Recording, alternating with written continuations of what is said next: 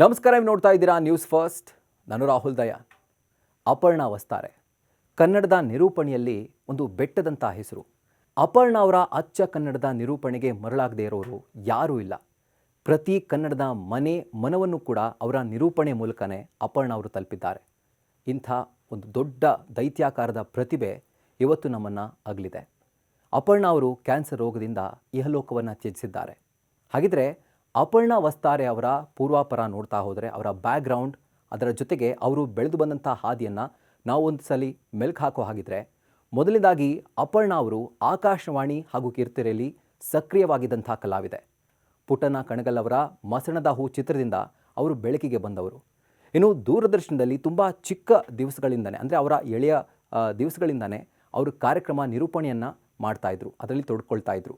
1,500ಕ್ಕೂ ಹೆಚ್ಚು ಟಿವಿಯೇತರ ಶೋಗಳನ್ನು ಇವರು ನಿರ್ವಹಣೆ ಮಾಡಿದ್ದಾರೆ, ಅವರು ನಿರೂಪಣೆ ಮಾಡಿದ್ದಾರೆ.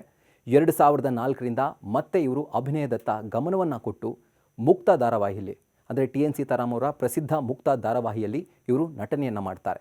ಹಾಗೂ ಆ ಧಾರಾವಾಹಿಯ ಶೀಲಾ ಪ್ರಸಾದ್ ಪಾತ್ರವಾಗಿ ಇವರು ಮನೆ ಮಾತಾದವರು. ಪ್ರೀತಿ ಇಲ್ಲದ ಮೇಲೆ ಧಾರಾವಾಹಿಯಲ್ಲೂ ಕೂಡ ಇವರು ಪಲ್ಲವಿಯಾಗಿ ಗುರುತಿಸ್ಕೊಂಡಿದ್ರು. ಇದರ ಜೊತೆಗೆ ಝೀ ವಾಹಿನಿಯ ಜೋಗುಳ ಸೀರಿಯಲ್ನಲ್ಲಿ ಇವರು ಪ್ರಧಾನ ಭೂಮಿಕೆಯಲ್ಲಿದ್ದವರು. ಹಾಗೂ ಇವರ ಪ್ರೀತಿ ಇಲ್ಲದ ಮೇಲೆ ಸೀರಿಯಲ್ನ ಪಲ್ಲವಿಯ ಪಾತ್ರಕ್ಕೆ ಇವರಿಗೆ ಶ್ರೇಷ್ಠ ನಟಿ ಪ್ರಶಸ್ತಿ ಕೂಡ ಸಿಕ್ಕುತ್ತೆ. ಕಿರುತೆರೆಯ ಮಾಧ್ಯಮದ ಈವರೆಗಿನ ಕೆಲಸಕ್ಕೆ ಇವರಿಗೆ ಸರ್ವೋಚ್ಚ ಪ್ರಶಸ್ತಿಯ ಗರಿಮೆ ಕೂಡ ಲಭಿಸುತ್ತೆ. 2005ರಲ್ಲಿ ಇವರು ಯುವ ವಾಸ್ತುಶಿಲ್ಪಿ ಹಾಗೂ ಕವಿ ನಾಗರಾಜ್ ವಸ್ತಾರೆ ಅವರ ಬಾಳ ಸಂಗಾತಿ ಆಗ್ತಾರೆ. ಅದಾದ ನಂತರ ಅಪರ್ಣಾ ಅವರು ಕಿರುತೆರೆ ಇರ್ಬೋದು, ಜೊತೆಗೆ ನಿರೂಪಣೆ ಇರ್ಬೋದು, ಎರಡಲ್ಲೂ ಕೂಡ ಸಕ್ರಿಯವಾಗಿ ತೊಡಗಿಸ್ಕೊಳ್ತಾರೆ. ಹಾಗೂ ಇವರು ಮನೆ ಮಾತಾಗಿದ್ದು ಹಾಗೂ ಪ್ರತಿಯೊಬ್ಬ ಕನ್ನಡಿಗನ ಮನೆಯನ್ನು ತಲುಪಿದ್ದು, ಹಾಗೂ ಅಪರ್ಣಾ ವಸ್ತಾರೆ ಅವರ ಇನ್ನೊಂದು ವಿಭಿನ್ನವಾದಂಥ ಒಂದು ಮುಖವನ್ನು ಜನರು ನೋಡಿದ್ದು ಮಜಾ ಟಾಕೀಸ್ನಿಂದಾಗಿ. ಮಜಾ ಟಾಕೀಸ್ ಅನ್ನುವಂಥ ಒಂದು ಕಾರ್ಯಕ್ರಮದಲ್ಲಿ ಇವರ ಕಂಪ್ಲೀಟ್ ಆಪೋಸಿಟ್ ಒಂದು ಕ್ಯಾರೆಕ್ಟರ್ ಏನಿತ್ತು, ಅಥವಾ ಆ ಒಂದು ಫೇಸ್ ಏನಿತ್ತು, ಅದನ್ನು ಜನ ನೋಡಿದರು. ಅಂದರೆ ಪ್ರತಿ ಬಾರಿ ಕೂಡ ಸೀರಿಯಸ್ ಆ್ಯಂಕರ್ ಆಗಿ ಗುರುತಿಸ್ಕೊಳ್ತಿದ್ದ ಅಪರ್ಣಾ ಅವರು ಒಂದು ರೀತಿ ಲೈಟ್ ಹಾರ್ಟೆಡ್ ಕಾಮಿಕಲ್ ರೋಲನ್ನು ಮಜಾ ಟಾಕೀಸ್ನಲ್ಲಿ ನಿಭಾಯಿಸಿದರು. ಇದರ ಜೊತೆಗೆ ಬಿಗ್ ಬಾಸ್ ಸ್ಪರ್ಧಿ ಕೂಡ ಅಪರ್ಣಾ ಅವರಾಗಿದ್ದರು.